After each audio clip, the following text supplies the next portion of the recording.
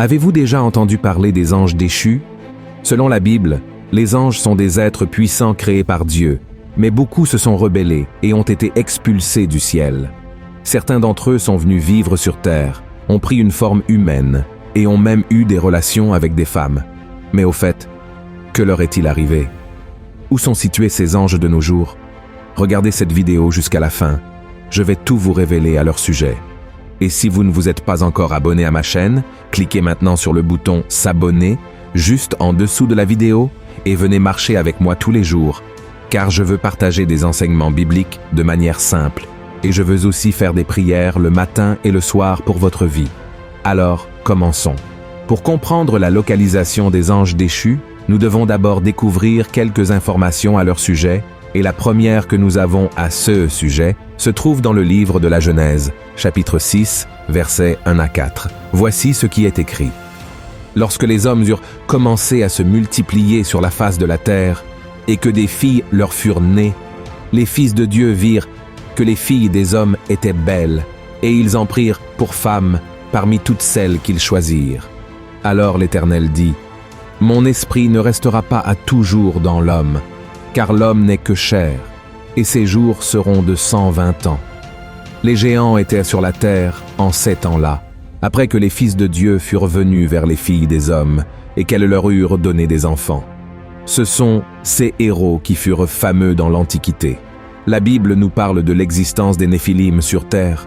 Ils étaient un groupe de personnes considérées comme des géants, car ils étaient beaucoup plus grands qu'un homme ordinaire. Mais en fin de compte, comment ont-ils émergé? De nombreux chercheurs pensent que ces fils de Dieu qui se sont unis aux femmes étaient en réalité des anges qui se sont rebellés contre le Seigneur et ont été chassés du ciel, car dans le livre de Job, les anges sont appelés fils de Dieu. Ces anges déchus se sont matérialisés dans des corps humains et ont eu des relations avec les femmes de leur choix. Mais ce type d'union déplaisait à Dieu, car cela désobéissait à son commandement selon lequel la femme devait se marier avec un homme. De cette union interdite sont nés des êtres géants, très vaillants et cruels, qui ont rempli la terre de méchanceté. Cela nous montre que même les anges pouvaient commettre des péchés et recevoir une punition pour leurs erreurs. Regardez ce qui est écrit dans Jude, chapitre 1, verset 6. Qu'il a réservé pour le jugement du grand jour, enchaînés éternellement par les ténèbres, les anges qui n'ont pas gardé leur dignité, mais qui ont abandonné leur propre demeure. Cela nous montre que ces anges déchus qui se sont unis aux femmes sont actuellement prisonniers et enchaînés, et Dieu les maintient ainsi jusqu'au jour du jugement final, en raison de leur rébellion et de leur destruction sur la terre.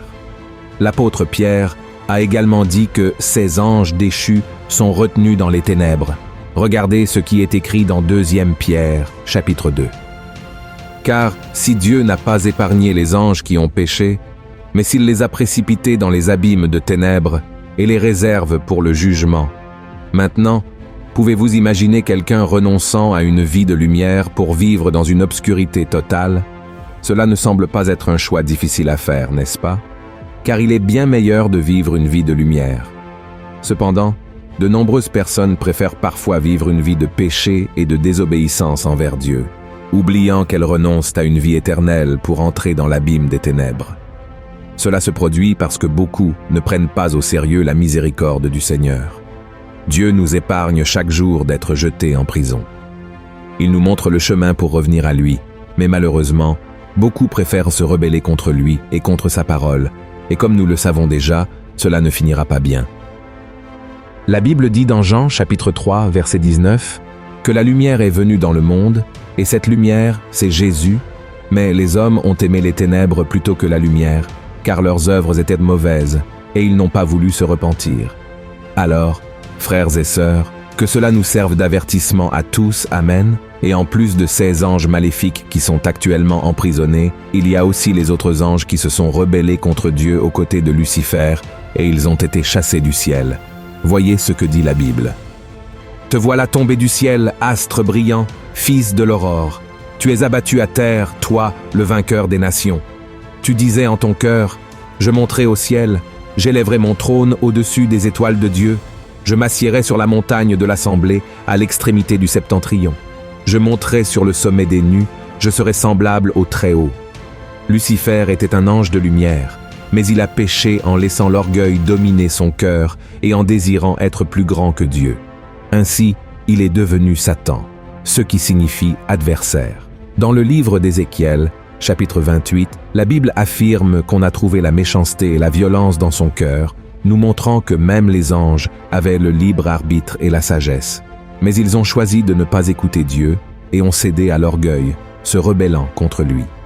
La Bible affirme que Satan a réussi à diriger un tiers des anges célestes, mais ils ont été expulsés et jetés sur la terre, devenant des anges déchus. Maintenant, où sont-ils? Dans le livre d'Éphésiens, nous trouvons la réponse. Lisons ce qui est écrit. Car nous n'avons pas à lutter contre la chair et le sang, mais contre les dominations, contre les autorités, contre les princes de ce monde de ténèbres, contre les esprits méchants dans les lieux célestes. Regardez cela, frères et sœurs.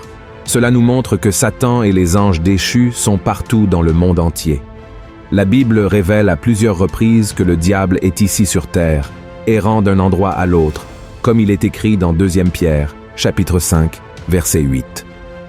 De plus, ils habitent dans les régions célestes et beaucoup croient qu'ils habitent également sur les planètes autour de nous, venant sur terre. Ceux démons qui habitent dans les régions célestes lancent des flèches enflammées contre nous et dans nos pensées, en plus d'essayer d'empêcher les bénédictions de nous parvenir par le biais des anges. Dans le livre de Daniel, chapitre 10, verset 13, il est dit qu'un ange a été empêché par Satan pendant 21 jours de transmettre une révélation à Daniel, jusqu'à ce que l'ange Michel vienne et l'aide. Frères et sœurs, il y a une leçon puissante que nous pouvons apprendre de tout cela. Dieu montre que même les anges n'ont pas été épargnés par la punition pour leurs actes. Et s'il n'a même pas épargné les anges qui étaient à ses côtés, je suppose qu'il n'épargnera pas une génération qui ne veut même pas savoir de Dieu. Nous savons que le Seigneur nous a donné le libre arbitre pour choisir comment nous voulons vivre nos vies. Si nous choisissons de vivre en obéissance au Seigneur et à ses enseignements, nous recevrons certainement tout. Ce qu'il nous a promis, y compris une vie à ses côtés, pour toute l'éternité. La Bible dit dans Éphésiens, chapitre 2, que le salut est par la grâce, par la foi en Jésus, et non par nos bonnes œuvres. Tout ce que nous devons faire, c'est nous repentir et croire que Christ est mort et ressuscité pour nous sauver.